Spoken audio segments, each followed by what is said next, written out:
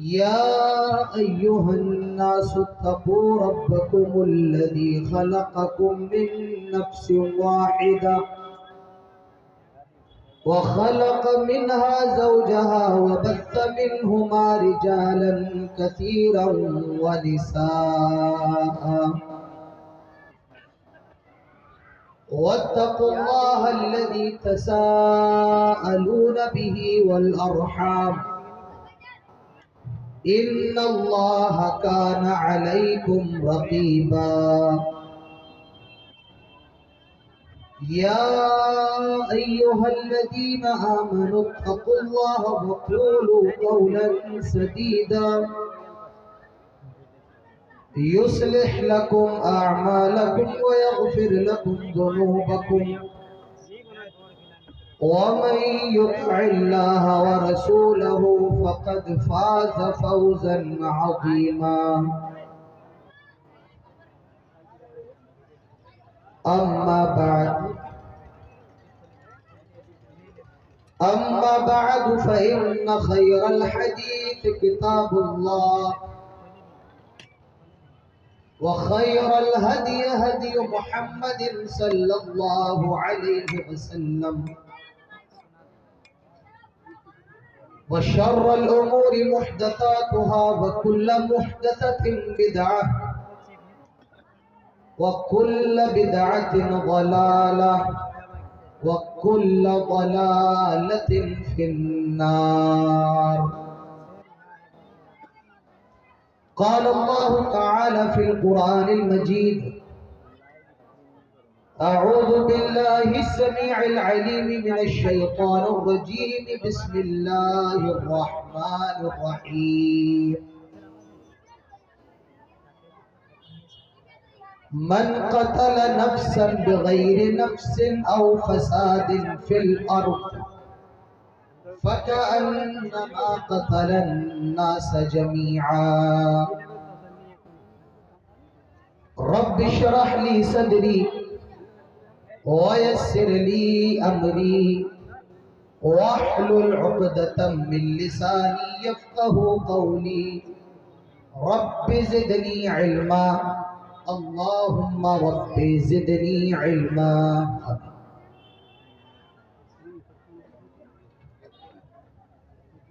Stage پر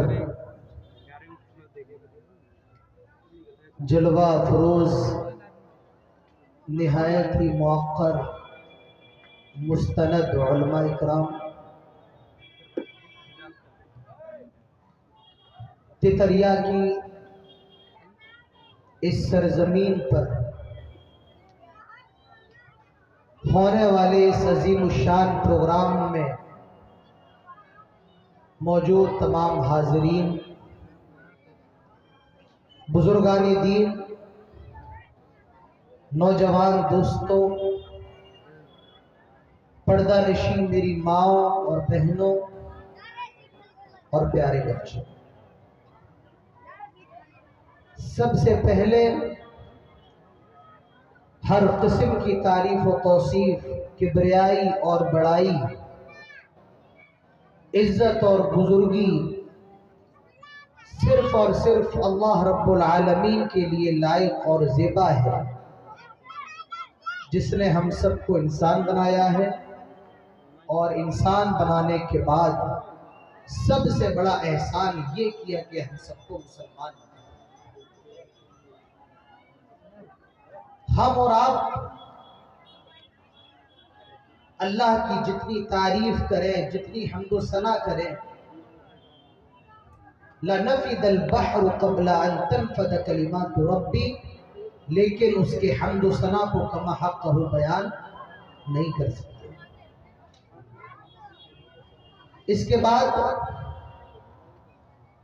درود و سلام ہو تمام نبیوں پر، تمام رسولوں پر، اور بالخصوص ہمارے اور آپ کے پیارے نبی، آخری نبی، محبوب نبی، رحمت للعالمین، شفیع المومنین، سید الاولین والآخرین، امام المرسلین، امام القبلتین، امام الحرمین، جناب محمد رسول اللہ صلی اللہ علیہ وسلم پر اللہم صلی وسلم وبارک علیہ۔ حضرات، میں سمجھتا ہوں کہ یہ آپ کے جھارکھنڈ کی دھرتی پر پہلا ایسا پروگرام ہوگا جو دن میں عمل میں لایا گیا، اور میری زندگی کا یہ دوسرا پروگرام ہے کہ جس میں مجھے دن میں خطاب کرنے کا موقع ملا ہے۔ دنیا کے اندر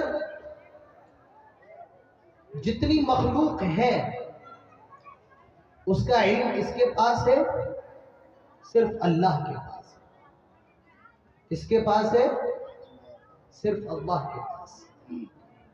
لیکن اب تک ماہر حیوانات نے جتنی مخلوقات کی کھوج کر لی ہے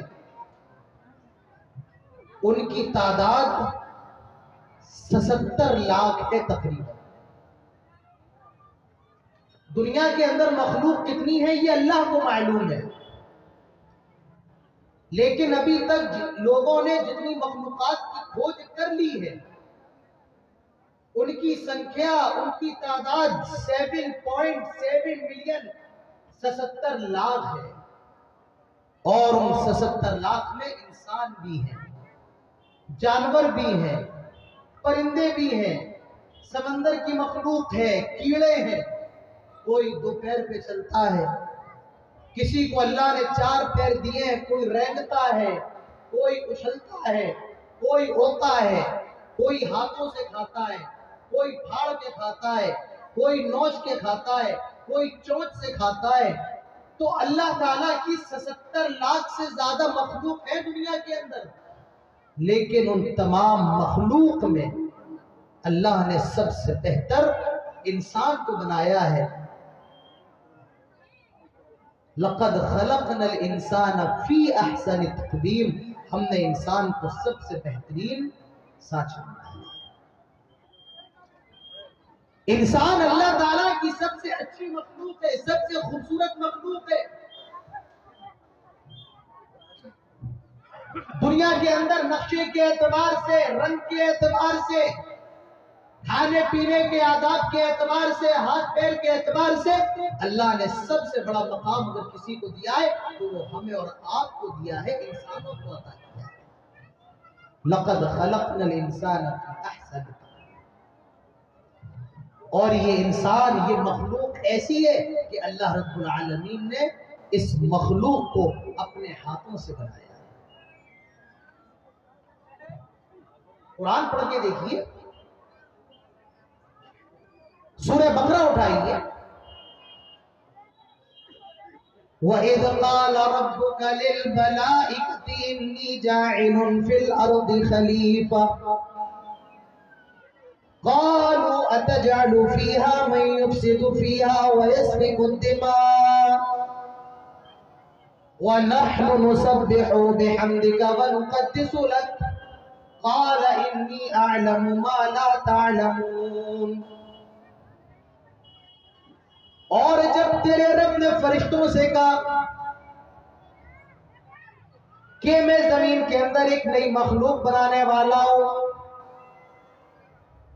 میں زمین کا خلیفہ بنانے والا ہوں، میں انسانوں کو بنانے والا ہوں، فرشتے کہنے لگے أَتَجْعَلُ فِيهَا مَن يُفْسِدُ فِيهَا وَيَسْفِكُ الدِّمَاءَ، آئے پروردگارہ کو انسان کو کیوں بنا رہا ہے؟ یہ جب دنیا کے اندر جائیں گے، جب زمین پہ جائیں گے، خون خرابہ کریں گے، لڑائی جھگڑے کریں گے، دنیا کے اندر کاٹا ماری کریں گے، دوسرے کی گردنیں کاٹیں گے، کیونکہ انہوں نے جناتوں کو دیکھ رکھا تھا۔ انسانوں کے آنے سے پہلے جنات دنیا کے اندر فساد پھیلایا کرتے تھے۔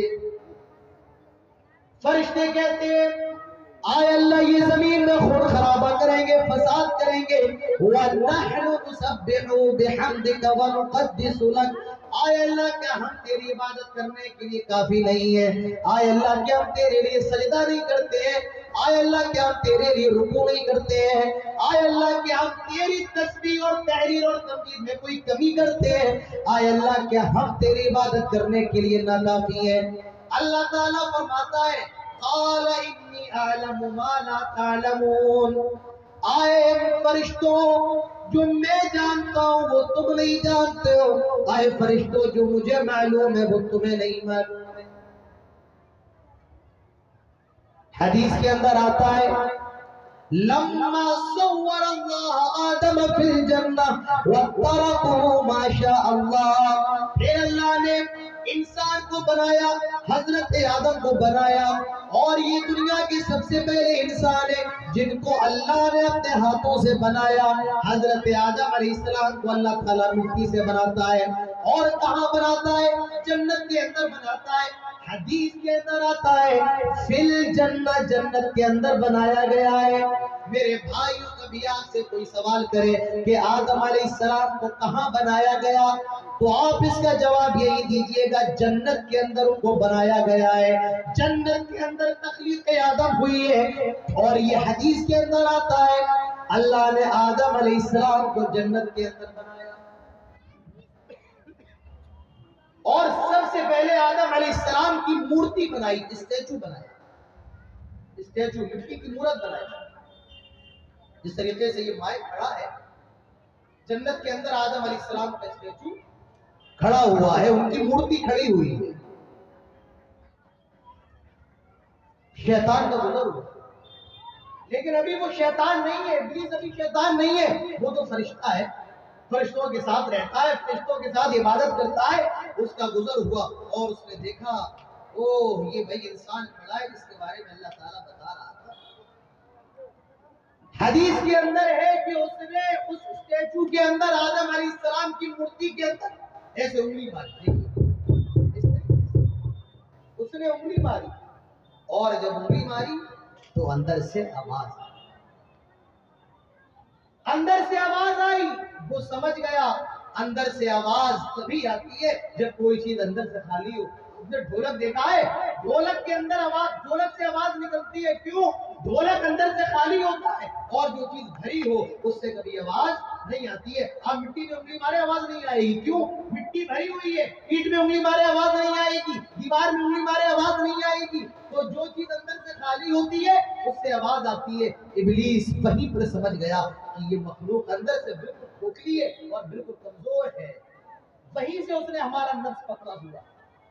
ابلیس نے وہیں پر انسان کی کمزوری پکڑی ہوئی ہے، اور وہ تب سے لے کر اب تک میرے بھائیوں ہم سب کو بہکاتا ہوا ہے۔ بہرحال اللہ نے آدم علیہ السلام کی تخلیق کا عمل انجام دیا۔ اس کے بعد حدیث کے اندر آتا ہے اللہ نے آدم علیہ السلام کی باڈی کے اندر روح پھونکی، اور جیسے ہی روح آدم علیہ السلام کے پڑتی ہے، حضرت آدم کے روح جیسی ہی جاتی ہے، سب سے پہلے حضرت آدم علیہ السلام کو چھینک آتی ہے، اور جیسے ہی چھینک آئی آدم کی زبان سے اپنے آپ نکلا الحمدللہ۔ اسی لیے ہمارے نبی فرماتے ہیں جب لوگ تمہیں بھی چھینکا ہے تو کیا کہو؟ الحمدللہ۔ انسان کی زبان سے نکلنے والا سب سے پہلا جملہ، انسان کی زبان سے نکلنے والا سب سے پہلا سینٹنس یہی ہے الحمدللہ۔ میرے بھائیو آدم علیہ السلام کو بنا دیا گیا، روح ڈال دی گئی، حضرت آدم تیار ہے۔ اللہ نے فرشتوں کے سامنے آدم کو پیش کیا اور فرمایا وَإِذْ قُلْنَا لِلْمَلَائِكَةِ اسْجُدُوا لِآدَمَ فَسَجَدُوا إِلَّا إِبْلِيسَ۔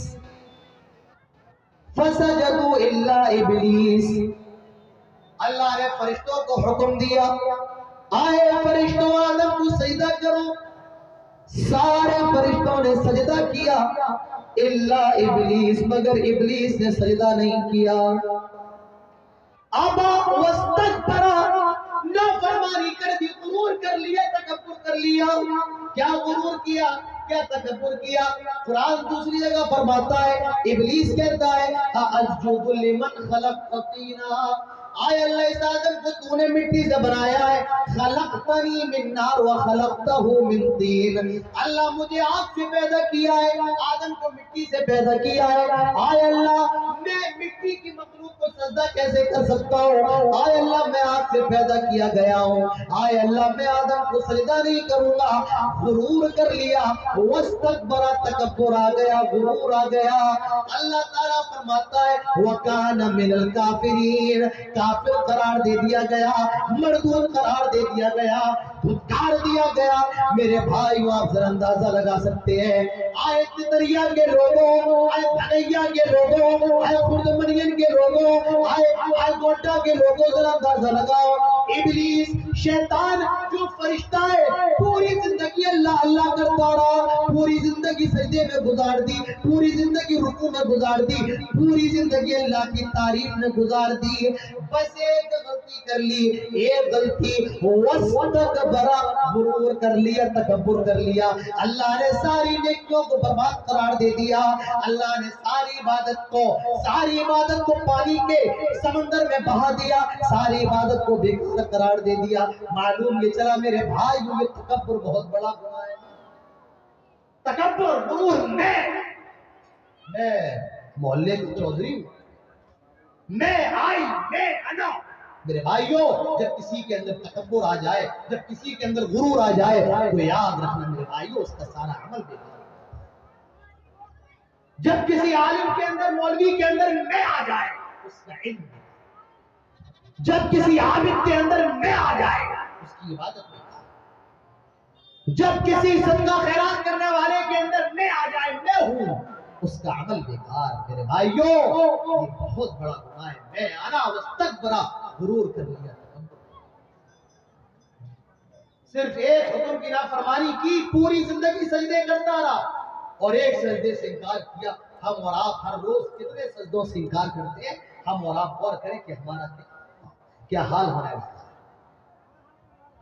ابا واستکبر، غرور کر لیا، تکبر کر لیا۔ آئے اللہ میں آدم کو سجدہ کیسے کروں جس کو تو نے مٹی سے بنایا ہے، مجھے آگ سے پیدا کیا ہے، آئے اللہ میں آدم کو سجدہ نہیں کر سکتا ہوں۔ قال اسجد لمن خلقت طینا، قال ارأيتك هذا الذي كرمت علي لئن اخرتني الى يوم القيامة لأحترقن ذريته الا قليلا۔ اب یہ ابلیس کے شیطان اللہ کو چیلنج دے رہا ہے اور کیا کہہ رہا ہے، آئے اللہ اس آدم کی وجہ سے تو نے مجھے مردود قرار دے دیا، آئے اللہ میں اس آدم کی وجہ سے دھتکار دیا گیا، آئے اللہ مجھے قیامت تک کے لیے مہلت دے دے، آئے اللہ قیامت تک کے لیے مجھے ٹائم دے دے، اللہ میں اس آدم کو بہکاؤں گا، اس کی آنے والی نسلوں کو بہکاؤں گا، آئے اللہ مجھے مہلت دے دے۔ اللہ نے مہلت بھی دے دی۔ قال اذهب فمن تبعك منهم فإن جهنم جزاؤكم جزاء موفورا۔ چل تجھے مہلت دی جاتی ہے، تجھے قیامت تک کے لیے ٹائم دیا جاتا ہے، لیکن ابلیس یاد رکھنا فإن جہنم جزاؤكم جزاء موفورا، تیرا بھی ٹھکانہ جہنم ہوگا اور جو تیری پیروی کرے گا وہ بھی جہنم کے اندر جائے گا۔ میرے بھائیوں ابلیس نے آدم کو سجدہ نہیں کیا۔ اچھا ایک بات بتاؤ، اللہ کے علاوہ کسی کے بھی لیے سجدہ کرنا جائز ہے یا ناجائز ہے؟ اس کا جواب آپ لوگوں کو دینا پڑے گا۔ اللہ کے علاوہ کسی کے لیے سجدہ کرنا جائز ہے ناجائز ہے؟ بولو، پیچھے میڈیا والے بول رہے ہیں، پیچھے والے کیوں بول رہے ہیں؟ ناجائز ہے، لیکن اللہ تعالیٰ فرشتوں سے کہہ رہا ہے کہ آدم کو سجدہ کرو۔ یہ جو سجدہ ہے یہ وہ سجدہ نہیں ہے جو ہم اور آپ اللہ کے لیے کرتے ہیں، ہم اور آپ جو اللہ کے لیے سجدہ کرتے ہیں وہ سجدہ عبادت ہے، اور یہ جو سجدے کا حکم دیا جا رہا ہے یہ سجدہ عبادت نہیں ہے، یہ سجدہ تعظیم ہے، یہ رسپیکٹ کے لیے، عزت کے لیے، احترام کے لیے سجدہ ہے۔ میرے بھائیوں حضرت یوسف علیہ السلام کو ان کے بھائیوں نے اور ان کے ماں باپ نے سجدہ کیا تھا، وہ سجدہ بھی سجدہ تعظیم تھا نہ کہ سجدہ عبادت۔ اور ایک اس کا عقلی جواب میں آپ لوگوں کو دیتا ہوں۔ دیکھیے ایک کام حرام ہے اور اللہ کہہ دے کر تو وہ حرام کام حلال ہو جاتا ہے. نہیں سمجھ میں آیا؟ ایک کام حرام ہے اور اللہ کہہ دے کر تو وہ حرام کام حلال بن جاتا ہے. ایسے سمجھو کہ کسی کو بھی قتل کرنا جائے تو یہ حرام ہے. آپ کہیں گے حرام ہے؟ اللہ تعالیٰ ابراہیم کو حکم دے رہا ہے کہ اپنے بیٹے کو ذبح کر، اور ابراہیم تیار بھی ہو گئے، اپنے بچے کو لے جانے لگے اسماعیل کو. معلوم یہ چلا ایک کام حرام ہے اور اللہ تعالیٰ کہہ دے کر تو وہ حرام کام حلال بن جاتا ہے. یقیناً سجدہ کرنا حرام ہے اللہ کے علاوہ کسی کے لیے، لیکن اللہ نے کہا سجدہ کر، اور سارے فرشتوں نے سجدہ کیا میرے بھائیوں. فسجدوا الا ابلیس، لیکن ابلیس نے سجدہ نہیں کیا. وکان من الکافرین، مردود قرار دے دیا گیا، اور اس قدر مردود قرار دے دیا گیا. آج کی جب ہم اعوذ باللہ پڑھتے ہیں اس کے اخیر میں رجیم ضرور لگاتے ہیں، اعوذ باللہ من الشیطان الرجیم. آئے اللہ ہم تیری پناہ میں آنا چاہتے ہیں. جو شیطان مردود ہے، جو شیطان پھٹکارا ہوا ہے، جو شیطان پھٹکارا ہوا ہے. اللہ نے حضرت آدم کو بنایا. حضرت آدم جنت کے اندر ہے. اللہ نے مہلت دے رکھی، اجازت دے رکھی ہے. آئے آدم جنت کے اندر جہاں جانا ہے جاؤ. آئے آدم جنت کے اندر جو کھانا ہے کھاؤ. لیکن اچھا نہیں لگ رہا ہے. آدم علیہ السلام تو لیٹ گئے. اچھا نہیں لگ رہا ہے جنت کے اندر میرے بھائیوں. لیٹ گئے، سو گئے، اور جب سو کر کے اٹھے دیکھتے بغل میں حوا لیٹی ہوئی ہے. ایک عورت لیٹی ہوئی ہے، حوا لیٹی ہوئی ہے. اللہ تعالیٰ فرماتا ہے یا آدم اسکن انت وزوجک الجنہ. آیا آدم تو اور تیری بیوی جنت میں جہاں جانا ہے جاؤ. آیا آدم جنت میں جو کھانا ہے کھاؤ. آیا آدم جنت میں جو کرنا ہے کرو، مگر یاد رکھنا لا تقربا هذه الشجرہ، یہ جو پیڑ نظر آ رہا ہے اس پیڑ کے قریب نہ جانا. کچھ لوگ کہتے ہیں، مولویوں کو پھنسانے کے لیے سوال کرتے ہیں کہ آدم اور حوا کا نکاح کس نے؟ یہ سوال ہوتا نہیں ہوتا ہے. کسی نے آپ کو جواب نہیں دیا ہوگا، لیکن میں آج جواب دے دوں. آپ قرآن کی اس آیت میں نے پڑھی ہے، غور کریں. اللہ نے کہا یا آدم اسکن انت وزوجک الجنہ. آئے آدم تو اور تیری بیوی جنت میں رہو. اللہ نے کہہ دیا آدم یہ تیری بیوی ہے، ختم، اب کسی نکاح کی ضرورت نہیں. اللہ نے کہہ دیا آدم یہ تیری بیوی ہے، اب کس نکاح کی ضرورت ہے بھائی. سارا معاملہ نہیں سمجھ میں آیا؟ سمجھ میں آ گیا؟ آدم یہ تیری بیوی ہے اور جنت میں اس کے ساتھ جہاں رہنا ہے رہو، جو کھانا ہے کھاؤ، مگر یاد رکھنا اس درخت کے قریب نہ جانا. حضرت آدم حوا جنت کے اندر ہے. ابلیس جنت کے اندر آ جاتا ہے اور آدم اور حوا کو برقرانے لگتا ہے، بہکانے لگتا ہے. آئے آدم، آئے حوا، ابھی تمہیں معلوم نہیں ہے اس درخت کے بارے میں جس کے قریب اللہ نے تمہیں جانے سے روکا ہے، تمہیں جانے سے منع فرمایا ہے. آئے آدم تم ابھی اس پیڑ کے بارے میں جانتے نہیں ہو. آئے حوا بھی تمہیں اس درخت کے بارے میں معلوم نہیں ہے. وہ ایک کرامتی درخت ہے، وہ ایک چمتکاری پیڑ ہے، وہ ایک چمتکاری شجر ہے. ان تکون ملکین او تکون من الخالدین، اگر تم اس درخت کا پھل کھا لو گے تو تم جنتی ہو جاؤ گے یا ہمیشہ فرشتے بن جاؤ گے. تم فرشتے بن جاؤ گے، او تکون من الخالدین، یا جنتی ہو جاؤ گے، کبھی تمہیں جنت سے نکالا نہیں جائے گا. میرے بھائیو شیطان جانتا ہے انسان کو کیسے گمراہ کرنا ہے، انسان کو کیسے بہکانا ہے. قرآن کہتا ہے فَدَلَّاهُمَا بِغُرُورٍ، آدم اور حوا کو شیشے میں اتار لیا، وہ دونوں شیطان کے شکار ہو گئے. فَدَلَّاهُمَا بِغُرُورٍ، وہ دونوں شیطان کے شکار ہو گئے اور وہ جنت کے درخت کا پھل کھا لیا. اور جیسے ہی پھل کھایا قرآن کہتا ہے وَاتَّفِقَا يَخْصِفَانِ عَلَيْهِمَا مِنْ وَرَقِ الْجَنَّةِ، جنتی لباس جوڑ کے جسموں پڑتا وہ اتر جاتا ہے. دونوں برہنہ ہو گئے، ننگے ہو گئے. جنتی درخت کے جو پتے تھے اس کو کو اٹھا اٹھا کر اپنی شرمگاہوں کو چھپانے لگے، مارے شرم کے پتوں کو اٹھا رہے ہیں اور اپنی شرمگاہوں کو چھپا رہے ہیں۔ میرے بھائیوں، آدم اور حوا نے جو غلطی کی، اللہ نے اس کی سزا اسی وقت دے دی، ان کو برہنہ کر دیا، ننگا کر دیا۔ میرے بھائیوں یاد رکھو، جرم آدم، جرم انسان کو، جرم انسان، اللہ نے سب سے پہلی سزا یہ دی، ان کے کپڑے چھین لیے، ان کو برہنہ کر دیا۔ معلوم یہ چلا برہنہ رہنا، ننگا رہنا اور یہ رہنا یہ انسانیت کے خلاف ہے، یہ آدمیت کے خلاف ہے۔ لیکن آج ننگے رہنے کو میرے بھائیوں عزت سمجھا جاتا ہے، آج ننگے رہنے کو ترقی سمجھا جاتا ہے۔ یورپ چلے جاؤ، برطانیہ چلے جاؤ، امریکہ چلے جاؤ، لندن چلے جاؤ، آسٹریلیا چلے جاؤ، دبئی چلے جاؤ، شارجہ چلے جاؤ، آپ دیکھو آج میرے بھائیوں کیسا ننگا ناچ ہو رہا ہے۔ آپ کو لڑکے بھی ننگے نظر آئیں گے، خواتین بھی برہنہ نظر آئیں گی۔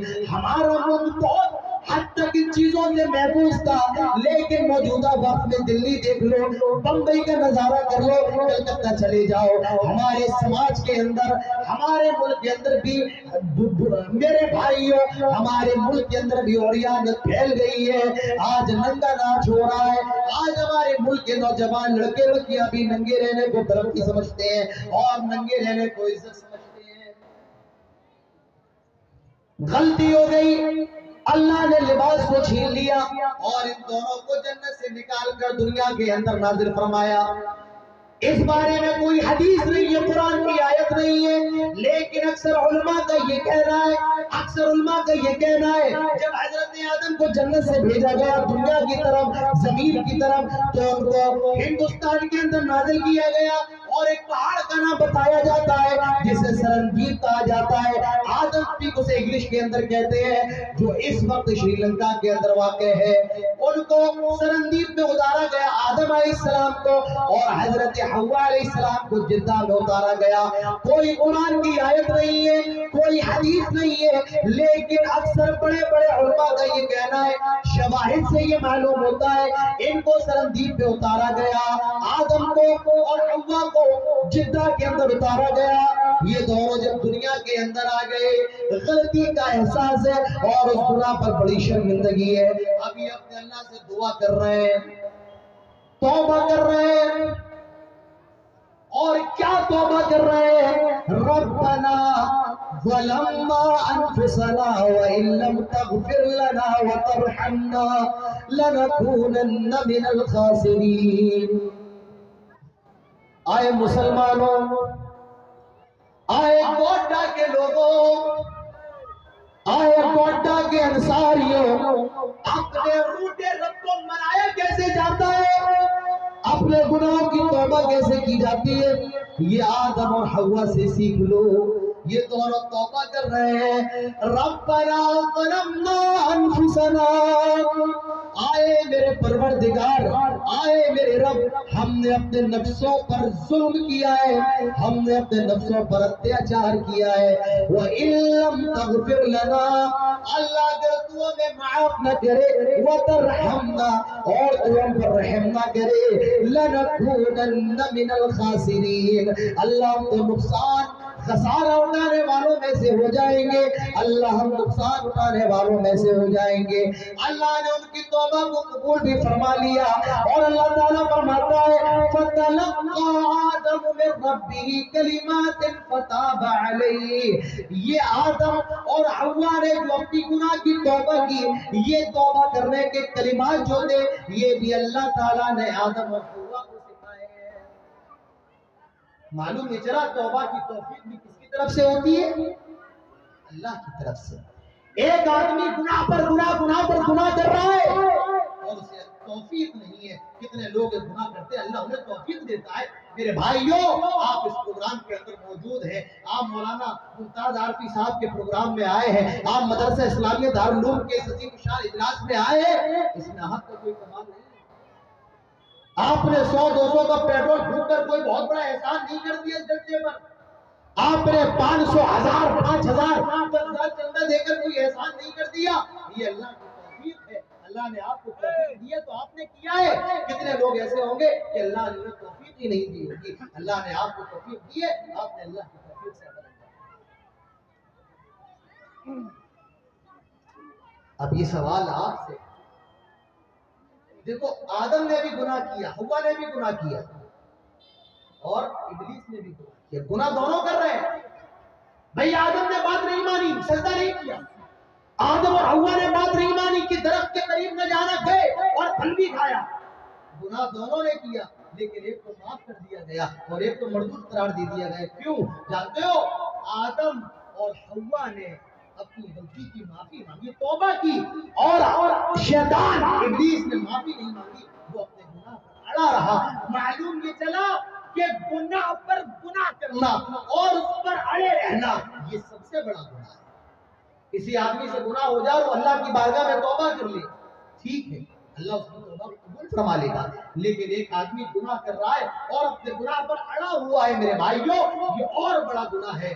تو میں آپ کو بتانا یہ چاہتا ہوں, انسان کا مقام, انسان کا مرتبہ یہ ہے. اللہ نے فرشتوں سے کہا کہ انسان کو سجدہ کرو, اور اس انسان کو اللہ نے جنت کے اندر بنایا, اور بنانے کے بعد بھی اس کو جنت کے اندر داخل کیا کہ تم جنت کے اندر جو کرنا ہے کرو, جو کھانا ہے کھاؤ, جو پیو.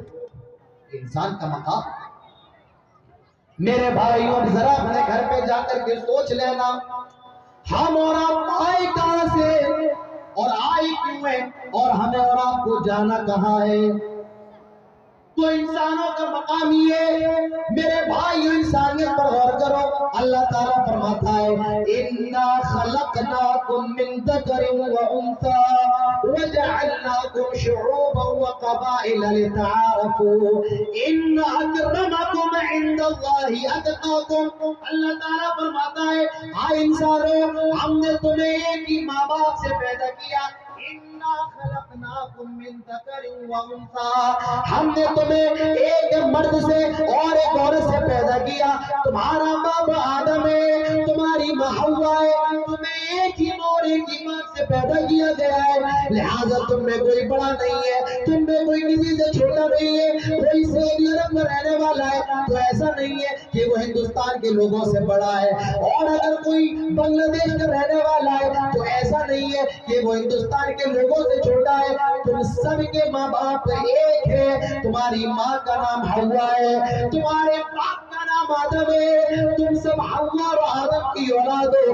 ہم نے تمہیں ایک ہی ماں باپ سے پیدا کیا ہے. لہذا کوئی کسی سے بڑا نہیں ہے, کوئی دلت نہیں ہے, کوئی برہمن نہیں ہے, کوئی اونچا نہیں ہے, کوئی نیچا نہیں ہے, کوئی پیر سے پیدا نہیں ہوا, کوئی گھٹنے سے پیدا نہیں ہوا, کوئی آنکھوں سے پیدا نہیں ہوا. اللہ کی نظر میں سارے انسان برابر ہیں. ہم نے ایک ہی ماں باپ سے پیدا کیا. وَجَعَلْنَاكُمْ شُعُوبًا وَقَبَائِلَ لِتَعَارَفُوا, اور پھر ہم نے تمہیں گروہوں میں بانٹ دیا, قبیلوں میں بانٹ دیا, ہم نے تمہیں ملکوں میں بانٹ دیا. کوئی ہندوستان کا رہنے والا ہے, کوئی پاکستان کا رہنے والا ہے, کوئی بنگلہ دیش کا رہنے والا ہے, کوئی سعودی کا ہے, کوئی امریکہ کا ہے, کوئی آسٹریلیا کا ہے, کوئی برطانیہ کا ہے, کوئی جاپان کا ہے, کوئی چین کا ہے, کوئی افریقہ کا, کوئی نائجیریا کا ہے. ہم نے تمہیں گروہوں میں بانٹ دیا, ہم نے تمہیں ملکوں میں بانٹ دیا. کوئی کالا ہے, کوئی گورا ہے, ہم نے تمہیں قبیلوں میں تقسیم کر دیا. لِتَعَارَفُوا, تاکہ تم ایک دوسرے کو پہچان سکو. إِنَّ أَكْرَمَكُمْ عِندَ اللَّهِ أَتْقَاكُمْ, اور اللہ تعالیٰ کی نظر میں سب سے بہترین انسان وہ ہے جو اللہ کا تقویٰ اختیار کرنے والا ہو, اللہ پر ایمان رکھنے والا ہو, اللہ رب العالمین سے سب سے زیادہ ڈرنے والا ہو. اللہ کی نظر میں سب سے بہترین انسان وہ ہے. میرے بھائیوں, بحیثیت بشر سارے انسان برابر ہیں, لیکن ایمان کے مطابق, عمل کے مطابق, تقوی کے اعتبار سے اللہ کی نظر میں انسان کا اپنا الگ الگ مقام ہے. تو تو میں آپ کو بتانا یہ چاہتا ہوں، میں نے لمبی چوڑی باتوں کو آپ کے سامنے کیوں پیش کیا؟ اس لیے میرے بھائیوں میں آپ کو یہ سندیش دینا چاہتا ہوں، اسلام یہ انسانیت کا مذہب ہے، اسلام یہ مانوتا کا مذہب ہے، اسلام یہ ہیومینٹی کا دین ہے میرے بھائیوں۔ اسلام کے اندر انسانیت ہے، اور انسانیت ہی نہیں، اسلام کے اندر انسان کی عزت کی بڑی حفاظت کی گئی ہے۔ اب اور آپ سب کہتے ہیں پیسہ تو آتا جاتا رہتا ہے، آج گیا تو کل کما لیں گے، کل گیا پرسوں کما لیں گے۔ کوئی غریب ہوتا ہے اللہ تعالیٰ اس کو پیسے سے نواز دیتا ہے، کوئی پیسے والا ہوتا ہے روڈ پر آ جاتا ہے۔ میرے بھائیوں پیسہ ہر انسان کما بھی سکتا ہے، گوا بھی سکتا ہے، لیکن عزت ایک ایسی چیز ہے اگر کوئی ایک بار گوا دے پھر کما نہیں سکتا ہے۔ عزت کمانے میں زندگی لگ جاتی ہے اور عزت کمانے میں ایک سیکنڈ نہیں لگتا۔ عزت کمانے میں زندگی چلی جاتی ہے لیکن عزت کمانے میں ایک منٹ نہیں لگتا ہے۔ میرے بھائیوں ہماری اور آپ کی عزت کیا ہے؟ شوہر کی عزت اس کی بیوی ہے، بیوی کی عزت اس کا شوہر ہے، باپ کی عزت اس کی بیٹی اس کا بیٹا ہے، بھائی کی عزت اس کی بہن ہے، بہن کی عزت اس کی بھائی اس کا بھائی ہے۔ اسلام نے عزت کی حفاظت پر اتنا زور دیا ہے، سورہ نور اٹھاؤ، اللہ تعالیٰ فرماتا ہے الزانیۃ والزانی فاجلدوا کل واحد منہما مئۃ جلدہ۔ فرمایا اگر کوئی لڑکی زنا کر لے اور کوئی لڑکا زنا کر لے، اتنی ڈینجر سزا، اتنی خطرناک سزا فرمایا جا رہا ہے فاجلدوا کل واحد منہما مئۃ جلدہ۔ زنا کرنے والی لڑکی اور زنا کرنے والے لڑکے کو 100 کوڑے مارے جائیں، 100 کوڑے۔ زنا کرنے والی لڑکی، پہلے لڑکی کا ذکر ہے جو یہ بتا رہا ہے جب تک کوئی لڑکی نہ چاہے تب تک زنا ممکن نہیں ہے۔ فرمایا زنا کرنے والی لڑکی، زنا کرنے والا لڑکا اگر یہ غیر شادی شدہ ہے، ان کی شادی نہیں ہوئی ہے، لڑکا بھی کنوارا ہے لڑکی بھی کنواری ہے، فرمایا جا رہا ہے 100 کوڑے لڑکے کو بھی مارے جائیں گے اور 100 کوڑے لڑکی کو بھی مارے جائیں گے۔ میرے بھائیوں کیا آسان سمجھ رہے ہو 100 کوڑے؟ 20 کوڑوں میں جان نکل جائے گی، 25 کوڑوں میں مر جاؤ گے اگر ڈھنگ سے مارے جائیں، ڈھنگ سے لڑائے جائیں۔ 20 کوڑے بھی ہم اور آپ برداشت نہیں کر پائیں گے۔ اسلام نے عزت کی حفاظت کی خاطر فرمایا 100 کوڑے لگائے جائیں۔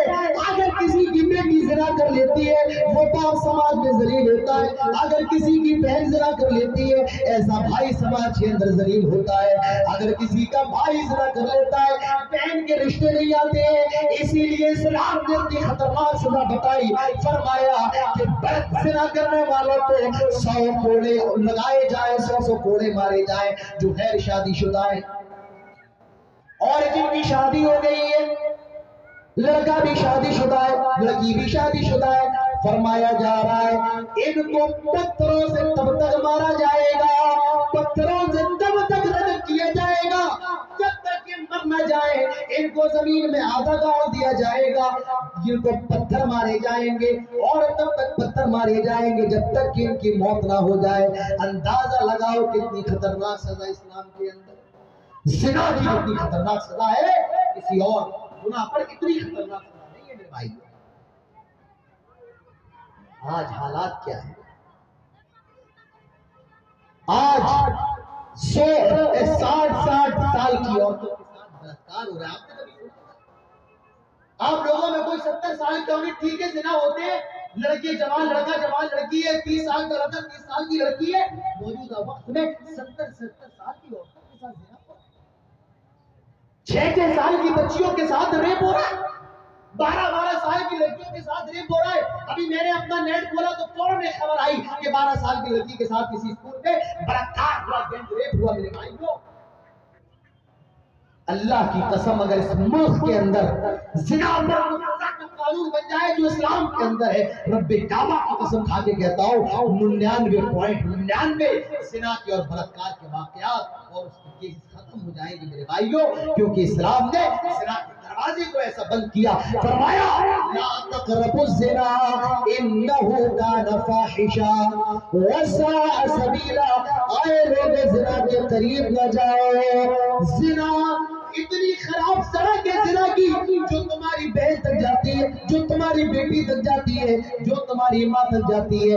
اسلام کے نزدیک زنا بہت برا عمل ہے. اور میرے بھائیوں کبھی شیطان برگلائے, شیطان بہکائے, حضرت یوسف علیہ السلام کے واقعے کو یاد کر لینا. کون یوسف میں نوجوان ہے اور اتنے زیادہ خوبصورت ہے. اللہ کے نبی فرماتے ہیں کار اعطی شطر الحسن, ایسا لگتا ہے اللہ نے آدھی خوبصورتی دنیا کے اندر بانٹ دی اور آدھی خوبصورتی یوسف کو دے دی. اتنے خوبصورت حضرت یوسف علیہ السلام زلیخا بند کمرے میں لے کر کے آ گئی. وغلقت الابواب, کمرے میں لے کر کے آ گئی, سارے دروازوں کو بند کر لیا, ساری کھڑکیوں کو بند کر لیا. کوئی اندر آنے والا نہیں, کوئی باہر جانے والا نہیں, کوئی دیکھنے والا نہیں. زلیخا بھی جوان ہے, خوبصورت ہے, مہارانی ہے, پرنسس ہے, اور یوسف بھی جوان ہے.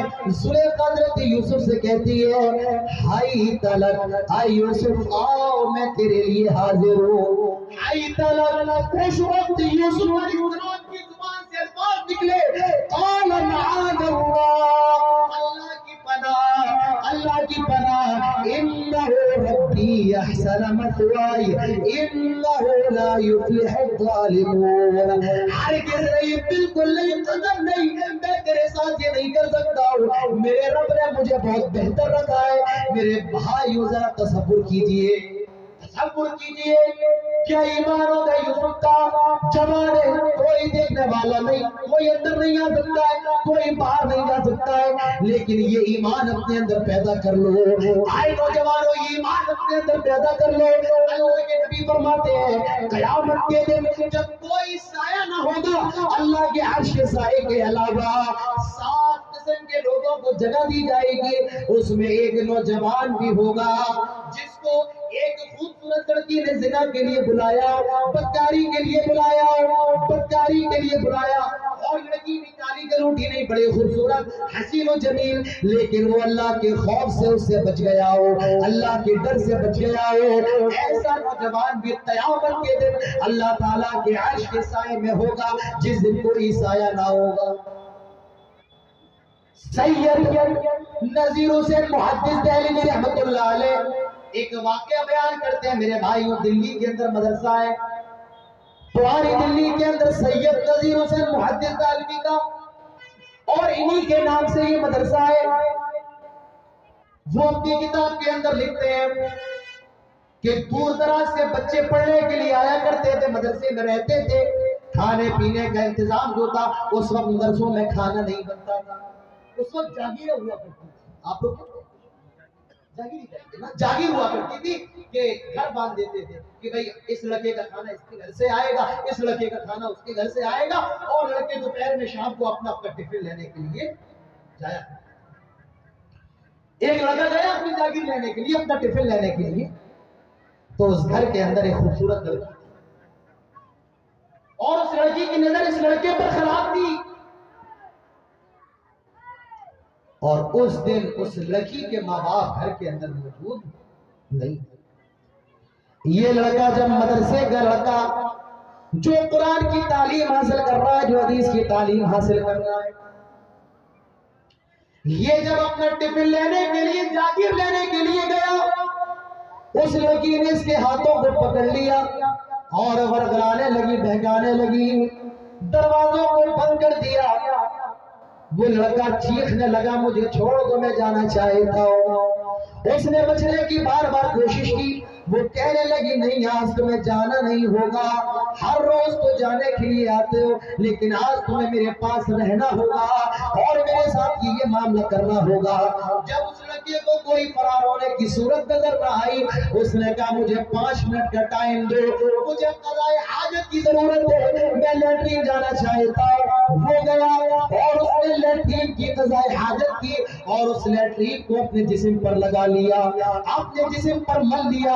جب اس لڑکی نے دیکھا اس کو بنا دیا، وہ بھاگ کر کے اپنے مدرسے آیا، رات میں غسل کیا، سردی کے دن ہے اور دلی کی سردی تو ویسے بھی بڑی ڈینجر ہوتی ہے، بڑی ٹھنڈی ہوتی ہے، بڑی خطرناک ہوتی ہے۔ اس نے اسی رات میں غسل کیا، سردی کی رات میں سردی ٹھنڈے پانی سے غسل کیا۔ کچھ دن کے بعد اس کا انتقال ہو گیا، وہ مر گیا۔ تب سید نذیر حسین محدث دہلوی کو بتایا گیا اس لڑکے کا یہ معاملہ تھا۔ میرے نوجوانوں ایسے بن جاؤ، میرے نوجوانوں ایسا ایمان پیدا کر لو۔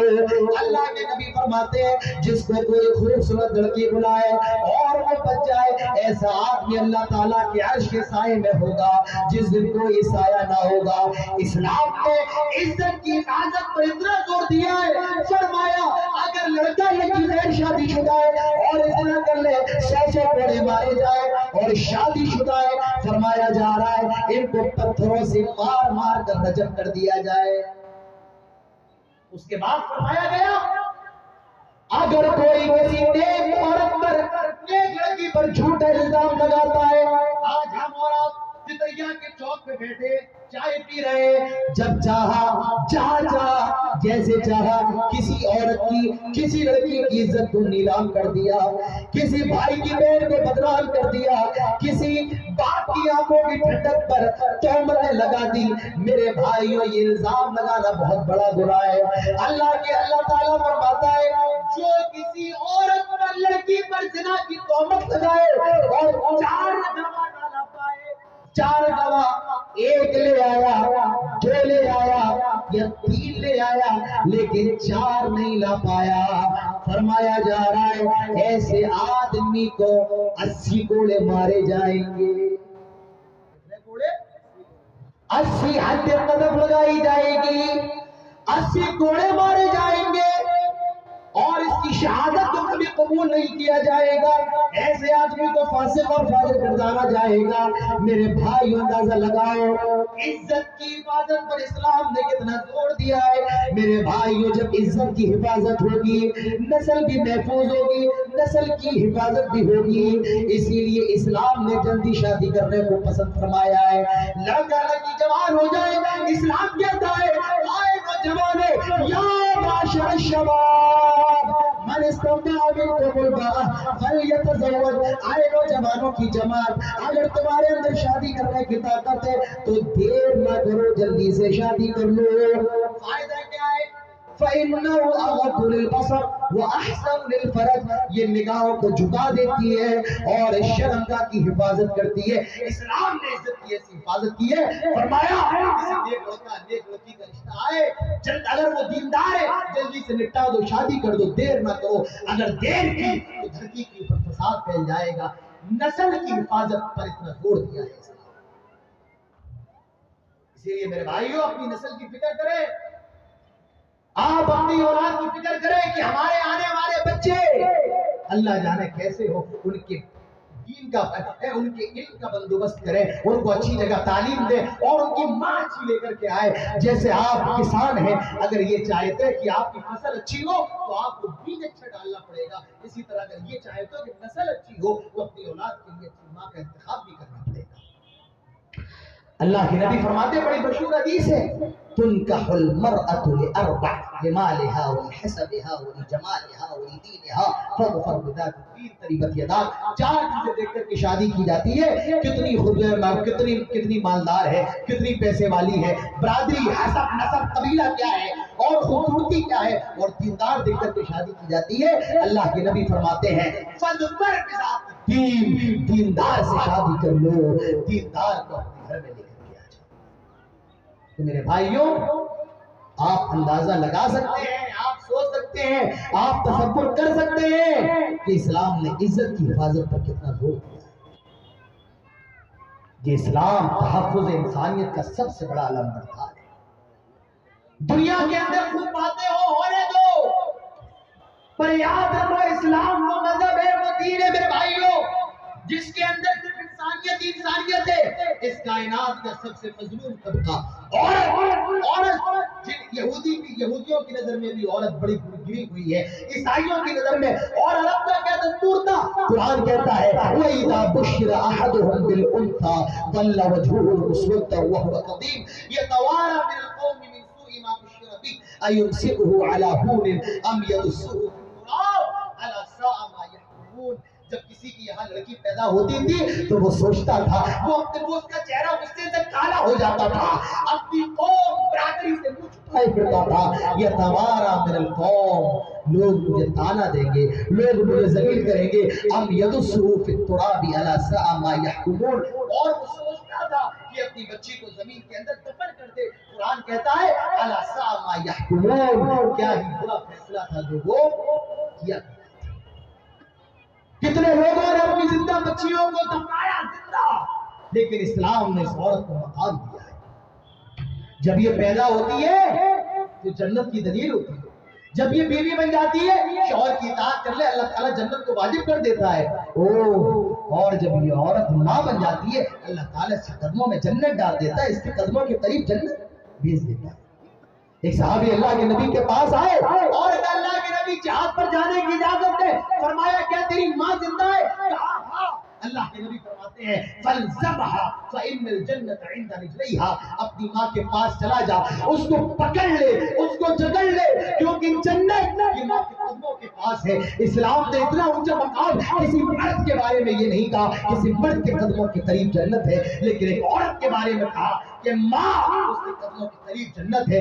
اندازہ لگاؤ اسلام نے تحفظ نسبہ اور عورت کی عزت کی کتنی حفاظت کی ہے کہ اس کے قدموں کے قریب اسلام کی نظر میں جنت ہے، اس کی خدمت کر لو اللہ تعالیٰ جنت بنا دے۔ میرے بھائیوں اسلام نے عورت کو بڑا اونچا مقام دیا ہے۔ ہم اور آپ جنت کے اندر جائیں اس کے لیے کتنی محنت کرنا ہے، کتنی مشقتیں برداشت کرنا ہے، لیکن ایک عورت فرمایا کچھ کام کر لے۔ المرأة اذا صلت خمسها وصامت شهرها واحسنت فرجها واطاعت بعلها فلتدخل من اي ابواب الجنة ان شئت۔ اللہ کے نبی فرماتے ہیں جو عورت 5 ٹائم کی نماز پڑھ لے، 5 ٹائم کی نماز، اور عورتوں کے لیے تو شریعت کے اندر اتنی رخصت ہے اگر وہ حالت حیض میں تب ان کے لیے نماز معاف ہے، انہیں نماز نہیں پڑھنا ہے، قضا بھی نہیں کرنا ہے۔ فرمایا المرأة اذا صلت خمسها، 5 ٹائم کی نماز پڑھ لے، وصامت شهرها، رمضان آنے والا ہے، فرمایا رمضان کے روزے رکھ لے، واحسنت فرجها، اپنی شرمگاہ کی حفاظت کر لے، واطاعت بعلها، اور اپنے شوہر کی فرما برداری کر لے، ایسی عورت سے قیامت کے دن کہا جائے گا فَلْتَدْخُلْ مِنْ أَيِّ أَبْوَابِ الْجَنَّةِ إِنْ شِئْتِ، آئے دیکھ عورت تجھے جنت کی جس دروازے سے داخل ہونا ہے ہو جا، تجھے جنت کی جس دروازے سے جنت میں جانا ہے چلی جا۔ تو آپ اندازہ لگا سکتے ہیں کہ مرد کو تو بڑی محنت کرنا ہے، لیکن عورت یہ چند کام کر لے اللہ تعالیٰ اس کے لیے جنت کو واجب قرار دے دیتا ہے۔ تو اسلام کے اندر عورت کی حفاظت پر بڑا زور دیا گیا ہے۔ میرے موضوع کا تیسرا چیپٹر اسلام کے اندر جان کی حفاظت پر بھی بڑا زور دیا گیا ہے۔ جان کی حفاظت میرے بھائیوں، انسانی جان کی حفاظت کیا ہے؟ قرآن اٹھاؤ، اللہ تعالیٰ فرماتا ہے، اور میں آپ سے گزارش کرنا چاہتا ہوں میرے بھائیوں اس آیت کو یاد کر لو۔ جب بھی کوئی آپ سے یہ کہے اسلام دہشت گردی کا مذہب ہے، اسلام آتنکواد کا مذہب ہے، اس کو یاد کر لو۔ کبھی کسی سے بحث ہو جائے، کبھی کسی سے ڈیبیٹ ہو جائے، ٹرین میں بیٹھے ہوئے ہو، فلائٹ میں بیٹھے ہوئے ہو، یہ آیت اس کو سنا دو، اس کا ترجمہ کر دو۔ رب کعبہ کی قسم، اللہ کی عزت و جلال کی قسم ہے، ساری ڈیبیٹ وہیں پر ختم ہو جائے گی، سارا مقابلہ اور سارے الزامات وہیں پر ختم ہو جائیں گے۔ اللہ تعالیٰ فرماتا ہے من قتل نفسا بغیر نفس او فساد فی الارض فکأنما قتل قتل الناس جميعا، جو کوئی نہ بنا وجہ بغیر سبب کے ایک انسان کو قتل کرتا ہے، وہ مسلمان ہو، ہندو ہو، عیسائی ہو، یہودی ہو، جین ہو، آدیواسی ہو، کسی بھی مذہب کا ماننے والا ہو یا کسی بھی مذہب کا ماننے والا نہ ہو، فرمایا ایک آدمی کا ایک جان کا اگر کوئی قتل کرتا ہے تو وہ ایک جان کا نہیں، قتل الناس جميعا، وہ پوری انسانیت کا قتل کرتا ہے، وہ پوری مانوتا کا قتل کرتا ہے، وہ پوری ہیومینٹی کا قتل کرتا ہے۔ ایک جان کا قتل میرے بھائیوں اسلام کہتا ہے نہ، جان کا قتل پوری انسانیت کا قتل ہے۔ اب بتاؤ اسلام دہشت گردی کا مذہب ہے یا اسلام امن کا مذہب ہے؟ انگلش کے اندر کہا جاتا ہے everything is fair in love and war، کہ جنگ اور عشق کے اندر سب جائز ہے۔ کیا کہا جاتا ہے؟ جنگ اور عشق کے اندر سب جائز ہے؟ نہیں نہیں، جنگ اور عشق کے اندر، اسلام کی نظر میں جنگ کے اندر سب جائز نہیں۔ امریکہ نے جاپان پر پرمانو بم گرایا تھا، آج بھی وہاں لنگلی بولی اولادیں پیدا ہوئی۔ روس یوکرین پہ بم پھوڑ رہا ہے، یوکرین پر میزائل داغ رہا ہے، بچے بھی مر رہے ہیں، عورتیں بھی مر رہی ہیں، بوڑھے بھی مر رہے ہیں، مگر اسلام کہتا ہے سنو، اپنے کانوں کو کھول کر اسلام کہتا ہے جنگ ہو رہی ہے، جنگ چل رہی ہے، کافر مسلمان جنگ کر رہے ہیں، ایسی صورت میں بھی اللہ کے نبی نے فرمایا لا تقتلوا ولیدا، مسلمانوں کسی بچے کو قتل نہ کرنا، لا تقتلوا امرأة، کسی عورت کو قتل نہ کرنا، ولا تقتلوا شیخا فانیا، اور کسی بزرگ کو قتل نہ کرنا۔ اسلام جنگ کے اندر بھی بچوں، عورتوں اور بزرگوں کو قتل کرنے سے منع فرماتا ہے۔ یہ اسلام کی سچا ہے۔ اسلام کے اندر جنگ، اسلام کی نظر میں جنگ کے اندر سب کچھ جائز نہیں ہے۔ اللہ کے نبی فرماتے ہیں ان اللہ كتب الاحسان على كل شيء فاذا قتلتم فاحسنوا القتل، اللہ نے ہر چیز کے اوپر احسان کو لکھ دیا ہے۔ جنگ ہو رہی ہے، تم نے اپنے دشمن کو مار دیا، فرمایا اس کے بعد اس کی لاش کا مسئلہ نہ کرو، اس کی آنکھیں نہ نکالو، اس کے کان نہ کاٹو، اس کی شرمگاہ نہ کاٹو، لاش کا بھی مسئلہ کرنے کی اجازت نہیں ہے۔ اسلام کا مذہب ہے جو رہنے مادر میں پرورش کرنے والے بچے کو بھی اس دنیا کے اندر آنے کا حق اور پورا کا پورا رائٹ اور پورا ادھیکار دیتا ہے۔ ایک عورت اللہ کے نبی کے پاس آئی، غامدیہ، طہرنی یا رسول اللہ، اللہ کے رسول مجھ سے زنا ہو گیا۔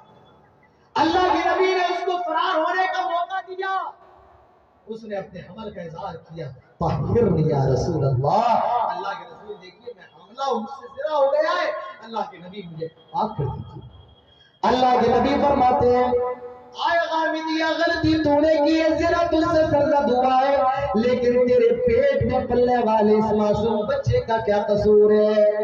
اس کو بھی دنیا کے اندر آنے کا حق ہے، اس کو بھی دنیا کے اندر سانس لینے کا حق ہے۔ جب یہ بچہ پیدا ہو جائے تب تجھے رجم کیا جائے گا، تب تجھے تیرے گناہ کی سزا دی جائے گی۔ ایسا اگر پہلے اس بچے کو پیدا کرنے میں اس کی ولادت ہو جائے تب تجھے سزا دی جائے گی۔